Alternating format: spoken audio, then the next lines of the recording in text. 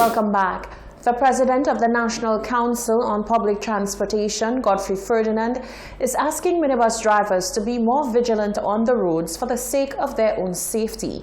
The call comes after a gunman boarded a Bocage minibus in Marcia and robbed a female passenger. Ferdinand said now more than ever is the time for the introduction of a cashless system. Well, safety have always been a concern for us, and that's the reason why the council is seriously pursuing the cashless system. We are in discussion with at least 3 different persons in reference to the cashless. So we are hoping this year we'll at least start a pilot project.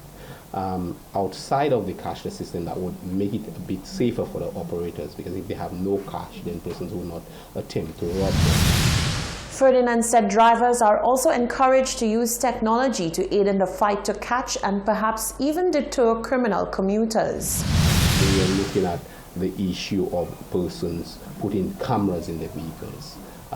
We also, well, a few persons have called me on the matter in terms of what's available. So each operator can put cameras on their vehicles that would increase, you know, in fact, I should say, make the work of the police easier. If somebody were to rob you, then you can replay your video and then show it to the police. These cameras will not be cameras that can be seen. They're very, very powerful cameras, small cameras. They can work both in the day and in the night. So I'm hoping that we can get a breakthrough with that in terms of the pricing and installing them on some of the vehicles. The NCOPT president said he wants minibus drivers to be more aware of their surroundings and to take the necessary precautions to protect themselves. At night or early mornings, maybe they should always have somebody with them on their vehicle that could assist them if there is any kind of robbery or so forth. But they can also be careful to some of the areas in which they be more careful in some of the areas that they do the service to. So if you know at the end of the day that you're operating a place that is the crime rate is high, you should be more vigilant in that. The daring daylight minibus robbery occurred on Friday, the 14th of February. News that organizers of Spice Mass in Grenada had placed a ban on thongs and indecent exposure in general for the Carnival parade caused a firestorm of reaction online. Following outcry about the ban on thongs, the decision has been reversed. But was there merit in the move, and is there a conversation that needs to be had about what constitutes as indecent exposure during Carnival?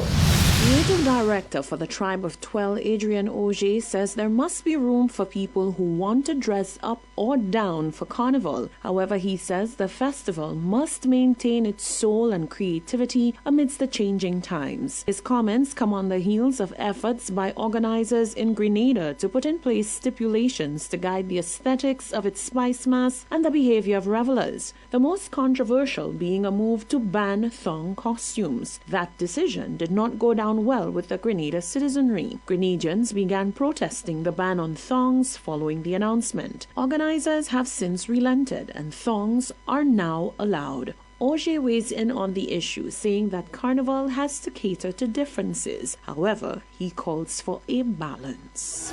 I think Carnival needs to be a lot of things to a lot of people, and balance is, at the end of the day, what makes life viable in nature, in art, in all sorts of things.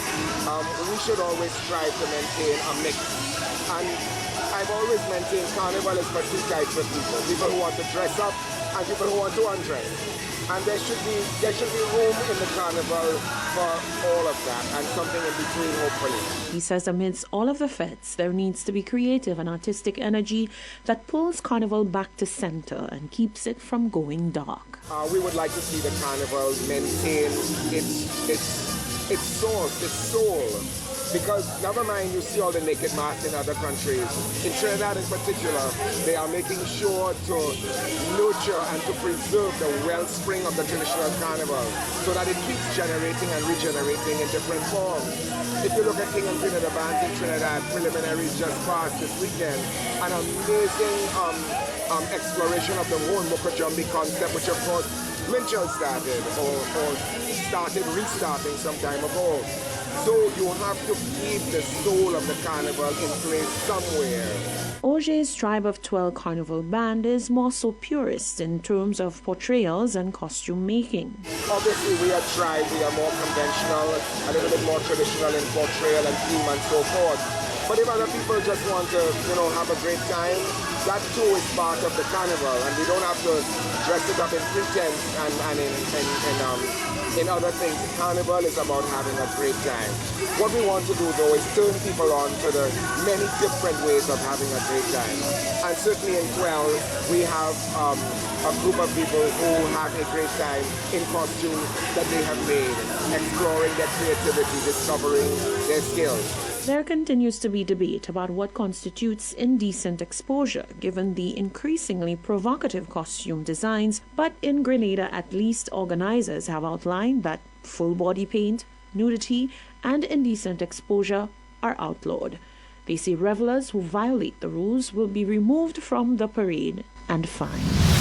As the world continues to follow the saga surrounding the UK's exit from the European Union, EU, in January 2020, the Hot 7 News team sought the opinion of British travellers. With hundreds of British tourists exploring the streets of Castries on Tuesday, here is what they had to say when asked about how they feel regarding Brexit and its implications. On the 31st of January 2020, at approximately 11 p.m., the United Kingdom finalized their exit from the European Union. Now, whilst the rest of the world looked on at the controversy that split a nation, we here at Hot 7 decided to speak to some Brits to get their views on the matter. Yeah, I think we've kind of stolen the future away for our children a little bit. I'm retired or semi-retired, and I'm set. I've got a pension.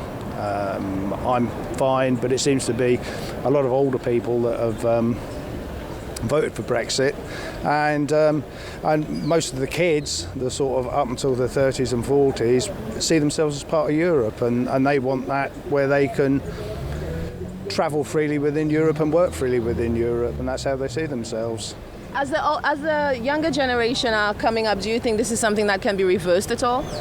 I think what we've got to do is a democratic vote, and we've just got to go with it, whether we like it or not. I was a Remainer, but at the end of the day, I have to accept it was a democratic vote. And if you accept it's a democratic vote and it was done fairly, then you just have to go with it.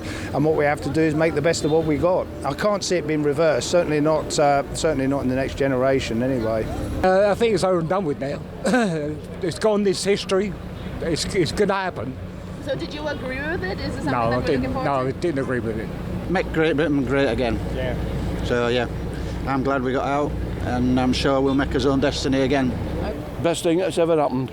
Are you at all concerned about the impact that it might have, the decision might have? No, control with it. Boris is controlling it.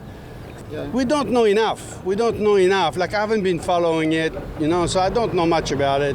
Just what you hear on the news, and to us it doesn't make much sense because we're not involved in that, But good luck in bombs. Hope they come up with a good solution. It was wonderful. Glad it's all gone through, and hope we're all going to go much further forward. As it's going to be on. I hope it's going to be good. No, I'm in agreement. Hopefully, the UK will move forward now. I would have preferred it if we'd have stayed within the EU. I think it's going to be a risk coming out of the EU. We'll just have to wait and see. We've got 12 months now, and we'll see what happens. Well, there you have it, straight from the horse's mouth.